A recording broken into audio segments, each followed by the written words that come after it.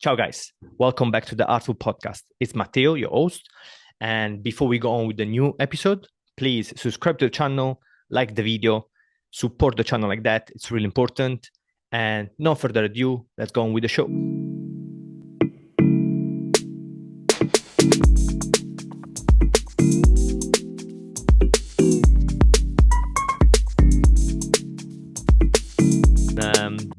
I was glad that you managed to come to the podcast, and we could do like an episode together because I Yeah, really for sure. yeah, I'm really interesting. Especially, I love to talk to people that do completely different stuff from me.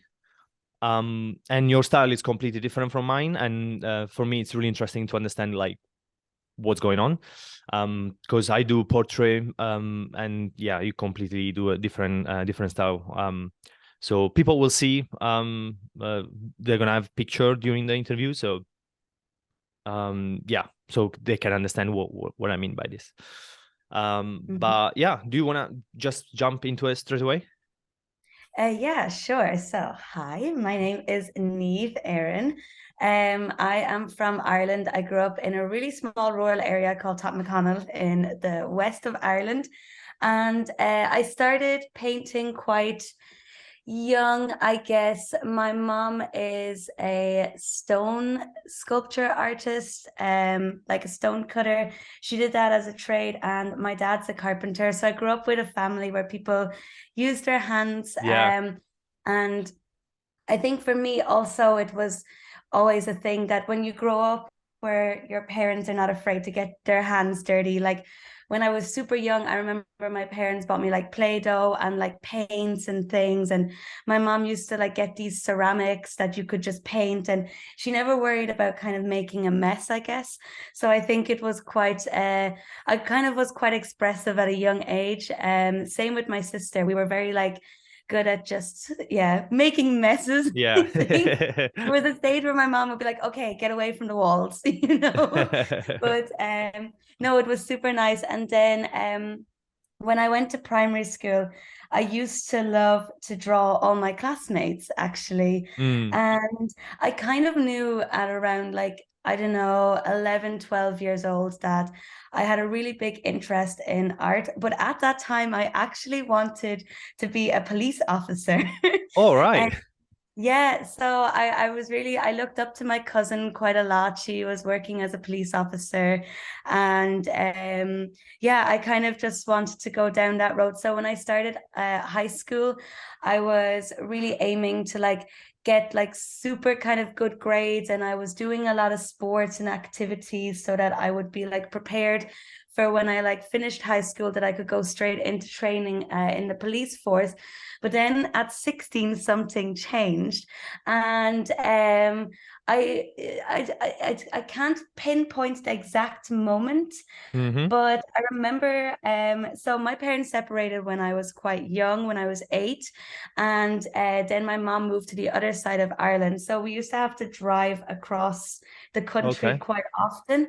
And I just remember, yeah, around like 15, 16, I was sitting in the back of the car and I was looking at the stars, and it was a super clear summer night. Like you could see everything. And I remember I was like, really interested. So when I went home, this was kind of when we were starting to really like use Google for like finding out our symptoms if we had a cough and everything. So I went home and I looked up then, and I just kind of got really focused on all these different constellations and started just reading about them, looking at like NASA reports and different like SpaceNet websites, and also watching these like YouTube videos of people who had these really amazing telescopes, and they used Mm, to go out to these different parts of, I guess, like the world, especially like around the Himalayas and things, and that they could go up super high and get really close to like the sky further than many other people. And then people who went really far north, and I think it was when I started watching these videos about the Northern Lights that it really like kind of clicked for me. But oh, see. then, yeah, and then I was really interested in aeroscience and astrophysics. So I started focusing on that from around 16 to 18. And I was like thinking about that a lot. But I don't know, art was always calling me. So I did an art portfolio, went to art school, and then I just continued looking at astrophysics through art. Side note, wasn't getting good enough grades to study aeroscience. So, and it just was the thing was that I think I studied really hard, but I was definitely, I wouldn't say lazy, but I'm easily distracted. So, Yeah, that happens a lot with artists. yeah, for sure. I always found something better to be doing, like in that exact moment that I needed to study for this, like, for example, like, I don't know, biology exam. In the exact moment, my clothes need to be all taken out the wardrobe and refolded and put back in, just in that exact moment. Or I needed to just really quickly watch one YouTube video that then turned into like an hour of me just like Yeah. watching. And also back then, I remember we had really, really, really crappy like internet. So it used to take around like 10 minutes to load like a 3-minute video. Yeah. And it was like really one of those things where I would sit and wait and watch the little gray bar move across the Growing. bottom of the Yeah, screen. there's the old age of internet. Yeah. Yeah, but also just where I was from in Ireland, the internet was not great. So I Mm, think other countries, like I think if you were in Germany or like somewhere else, I better. think you would have had faster internet. Um, but yeah, just to move on from that quickly, I don't want to like keep on going with the No, it's story. okay. That's great. Yeah, yeah.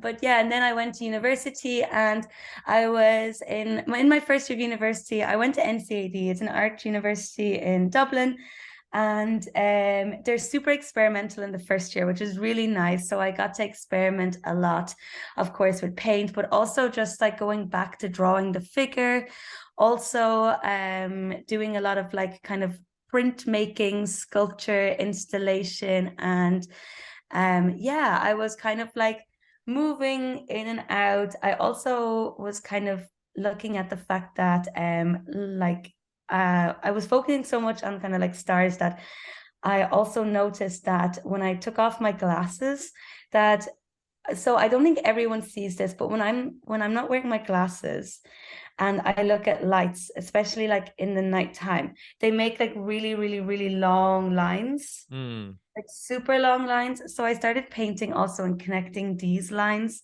So it was I kind of see. still like constellation, I guess, like from memory of always focusing on that, but to looking at something in a different way. So that was quite fun to also experiment outside of like astronomy, but also with my own body, I guess. That's great. Yeah, Did you said from the age of 16 to 18, you were focusing on like astronomy and researching in that, but was it through art or was it only just to get maybe into some schools um and as actually studying that as a job, or it was it through like your art you were exploring this side? I guess both. I was really Mm, interested in actually just the concept as well of having, I think I was always fascinated by these ginormous telescopes for some reason. I don't know why, but it was also just this looking through the lens mm, and finding something that you can't see with the naked eye so clearly. And also, I guess, being interested from of something that was so far from reach from us here, but we can still see it.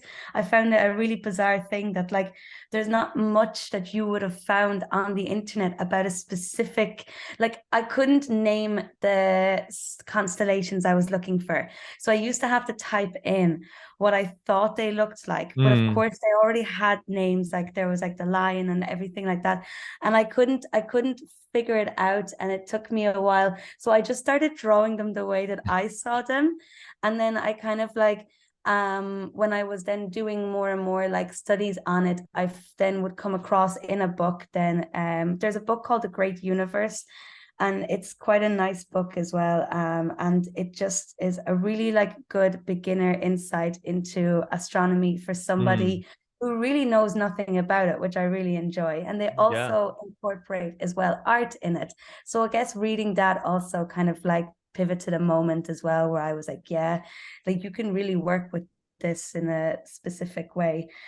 But yeah, I think because I wanted to do my portfolio, I think I was still looking at it in an artistic way too, because that was a really big deal for me. It's like, you know, when you're every moment of your life, something seems like it's the biggest deal in the world, and then it Yeah, passes, and then 5 years move go on. by, Yeah. and you're like, oh my God, it wasn't that big of a deal. But at that moment, my portfolio was such a huge deal to me that I guess I couldn't, like, anytime I was doing anything, I was like, oh, that would work for something, or oh, I could make something from this, or that everything had a purpose in some way. That does it still So like yeah. these constellations like inspiration still in your artworks, in your paintings? Yeah, it is Yeah. definitely. I think it's gotten a little bit more now, I guess, like muted down, I would say, in a sense of I also have become really interested just in my surroundings around me now too. I kind of I did a residency there in the summer, and I started to look at sounds in different ways. And I guess sounds that are quite kind of, I guess, muffled in the background that we don't hear. Like when you're, I guess, walking down the street, you don't hear so much the S-Bahns or the buses driving by or all the cars. You might hear someone beep their horn because it's quite a startling moment. But other than that, you're not really paying much attention because it's just what you know, and it's kind of what you expect when you walk out on In the the street. street. Yeah. Yeah, so I started kind of looking at that. And then even in more intimate moments where, like in my own home, I started to notice that like my radiator, something was making this kind of like really soft, but it had moments where it went like a bit higher pitch, lower pitch. It made ticks every, like, I think every 45 minutes it makes a tick, because it's like just, I guess with the setting or something, it gets to a heat that it doesn't want to go higher, then it drops a bit, then it goes high again. I'm not sure exactly. I'm not Oh, mechanical. that's really interesting. It's more, yeah, it's yeah, being aware of these like noises or sounds that everyday life you just don't focus on because it's what happens to you every day. So for you it's normal. It's really interesting. There is I'm actually like part of the team curating an exhibition about sounds. And we have like quite this exhibition is going to be in January, and we have really great artists about sounds and music, especially no noises and sound like what you're describing, but it might be something that you will be interesting to look into, and I'll send you the names and Definitely. stuff like that, so you can definitely search and and get inspired maybe what they're doing. But yeah, it's that so you're trying to combine this inspiration that you get from constellation, and now you're exploring as well like noise and sounds with your painting. Yes. And also, I guess my shapes, I always found that my shapes were really spontaneous and whatnot. But then I realized that I've actually been creating the same shapes Oh. since kind of coronavirus. That's when I really started to take off with my art. Before then, I was making art, but I was also I guess I wasn't really focused on being like a working artist or anything like that. I guess I just like enjoyed making art and thought that someday I would just like to work in a gallery and then just, you know, make my art as a side hobby. But then since Corona, I kind of realized, I don't know if this is going to be a side hobby. I'm pretty Yeah, obsessed with what I do. yeah. Especially And after all like the time that we had. Yeah, you go yeah, into really bad. definitely. And I kind of found that I was like, not every single day, but most days, every second day, third day, at least maximum every third day, I was I was kind of just creating something. And I did a really awesome project during the coronavirus with an Austrian artist called Katrin Fenzel. And she created this project herself, and it was called the hashtag Art in the Streets. And she reached out to a good few artists that were kind of within Austria, Switzerland, and Germany. And she said she was working mainly in Vienna. And she asked me, hey, like, you're in Berlin, it's super cool. Maybe you would like to like take part in this. So I read up on the concept. I absolutely loved the idea. It was very Corona safe too, because it was also like sticking within, like, I was not going so far out of like where I was living, but at the same time, when I was always like keeping precautions, wearing my mask and things. But it was outdoors, which was quite cool. And it was basically bringing your art out into a public art space, exhibiting it there for like maybe an hour or two, and coming back and just seeing like what has happened in the last hour or two. If I lived in another city other than Berlin, maybe like if I lived in I lived before in Weimar. It's quite a small, I wouldn't consider it a city, it's a town, but like next city to it would be Erfurt, and maybe there I could have left it for like 6 hours. But I think in Berlin it might get taken. I wasn't sure. I was always standing kind of nearby. The Treptower Park was a super good spot too. And also like around the East Side Gallery, like where the wall is, and Mauer Park as well, because there's enough people to also see what you're doing. So I don't think anybody was going to like, people had actually, I think they thought it was maybe like an experiment or something. So they were Yeah, kind an of walking installation or by. something. Yeah, and I was taking pictures of people looking at it. But then it started to get into the harsh winter of 2020 and 2021, I believe. No, it was the January of 2021, February 2021, that time when it was really snowy. And then like it was snowing while I was trying to do this. And when I left the painting for more than 10 minutes, it just got covered in snow. And I was like, okay, the material's going to get ruined and things like that. And I would like to maybe like sell this or like reuse the material or something. And if it gets damp, and if the wood gets damp, then it's just going to be completely ruined. So Yeah. Why? So let's get into a little bit of your process. How do you approach your white canvas or your white paper? How do you start? What's the concept at the beginning, that if you start from an idea? So what's your first step? So I first mix my paints actually, and Okay. I that's my very first thing, is before I even like pull the canvas out or anything, I mix my paints and I find colors that I like that work together, and I swatch them onto a piece of paper, and then I Okay. can see what way I like the colors to work, and then Combination. from there, then the shapes, as I said, I always thought they were spontaneous, but I've actually been trying to now to do a bit more of a pouring method, because before I was really going in with a thick brush, and it was actually, I looked at a lot of my work, and every shape was in at least 3 or 4 paintings. So I was like, okay, I guess it's just like a memory thing or something. But no, really important for me to start off, just mix the paints, because once the paints are mixed and are already like poured out, I can't put them back into the bottle. So I have to start. You have to use it, And I yeah. think, yeah, and I think that gets rid of this nerve-wrenching. I don't know. I haven't felt it now in a long time, but I know a lot of my pals who are artists still feel it every now and then. And sometimes I think I do Yeah. too. Yeah. But this really daunting empty space that you're kind of feeling like an obligation, but also responsibility Yeah. to like To make a fill and to do perfect it painting. well. Yeah. Yeah. It's for me it's not really the white, like the first the white canvas what's really nerve-wracking for me, because I go into straight away with like I'm first of all I'm really excited to start a new piece, so I can't wait to start. But then I start like drawings on the canvas, so that takes away the white impact. I don't really paint straight away. I don't draw with my painting.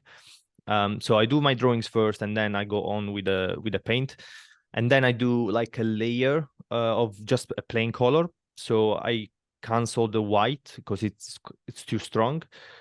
But for me, the nerve-wracking, it's kind of like a middle stage, because I do portrait. So in the middle stage portrait, they always look horrible.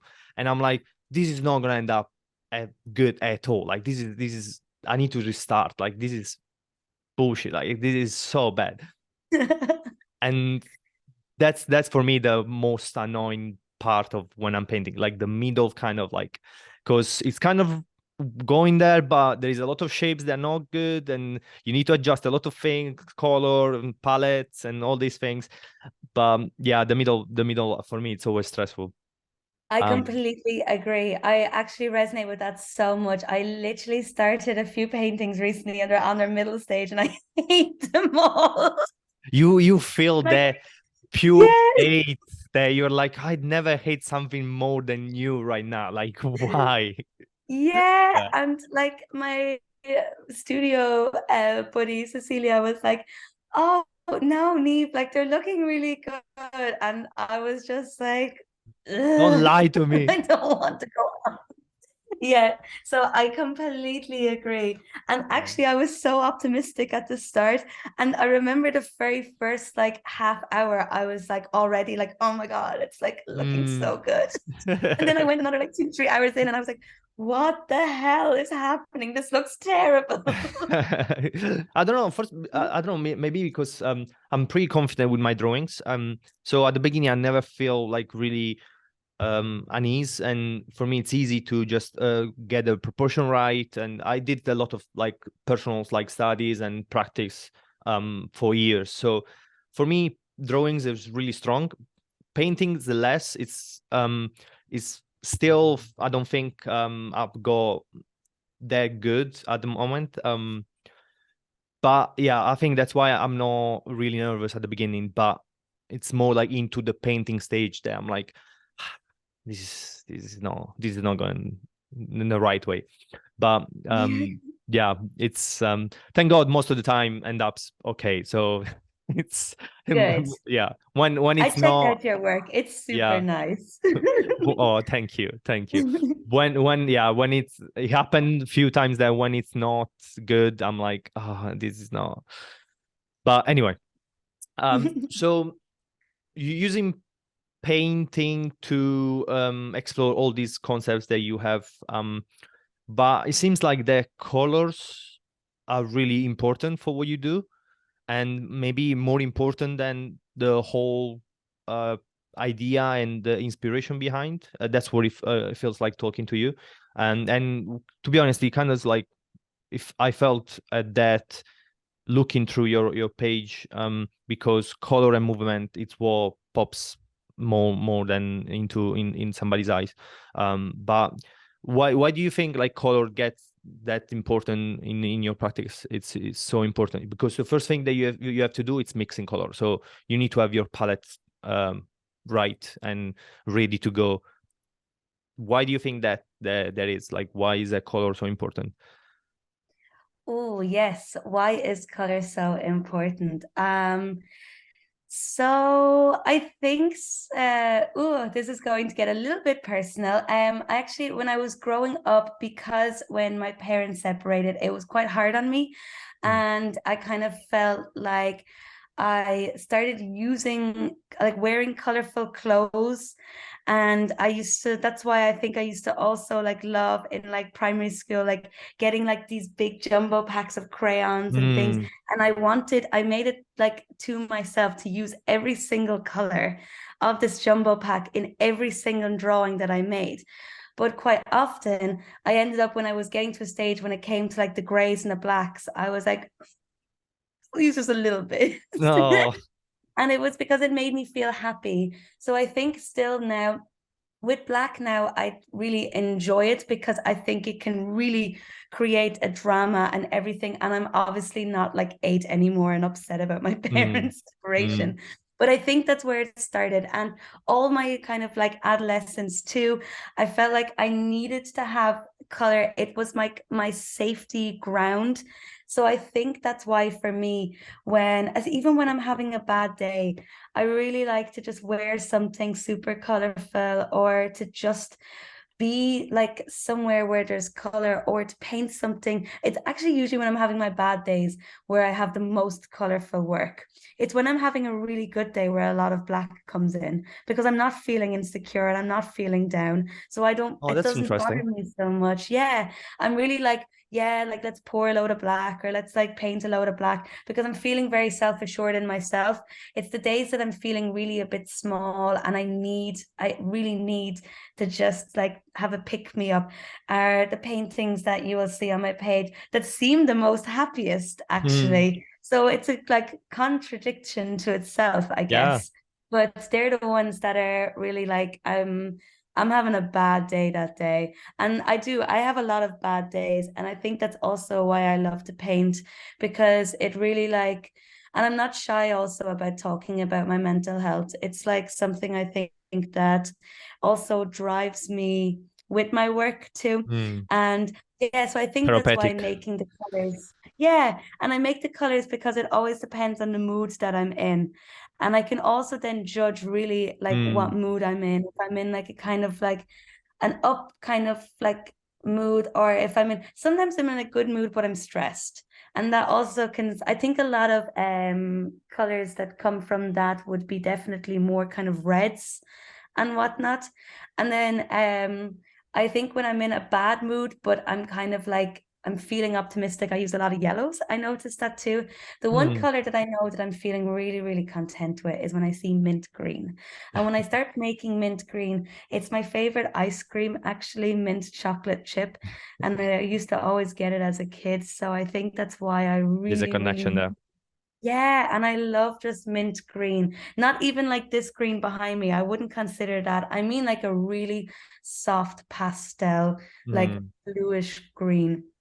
That color is like, for me, so delicious, but I don't use it all the time, because I think I like to use that when I'm really like feeling like I'm in a nice kind of calm. And I think I find color important as well, because I like to talk about that too, actually. But sometimes it can be a bit much, because people are like, okay, I just asked you like a 2-second question and you give me a big no, this is story. great. That's it's most of the time with artists, like we do some certain little things, and we don't even realize it most of the time, but there is always a connection with like our childhood, or like how we grew up, or why we like there's a really personal connection with these little subtle things that we do. And most of the time, yeah, as you're doing it, you don't realize them. But for example, something that um close to what you're describing right now, in my experience, it's um I do this period of time where I do drawings, paintings, and but it gets to the point that I need to go back to using gold Mm. sometimes, and I go through these stages of like using gold in my paintings as a background or part of the portrait or whatever. And I was like, why am I doing this? So I start like thinking about it, and I think, and I'm guessing that's what it is. It's because I grew up, my parents, especially my dad, is a goldsmith, so he Mm. creates jewelry and from scratch. And we grew up. We are three brothers, and we grew up in the labs. Like we were there with them because obviously they couldn't leave us in the house by ourselves. Three boys will destroy the house. So we they bring us with them to into the lab. And I grew up into around surrounding by like gold and all these like shining colors. And I think that's why I go back to gold. Sometimes for me, I don't know, maybe it's like it's a comfort zone, and I feel safe and I feel good. And it's one of those things that reminds me of my childhood, my family, because I left Italy when I was 19 by choice. I wanted to, and I wanted to travel, explore, and all these things.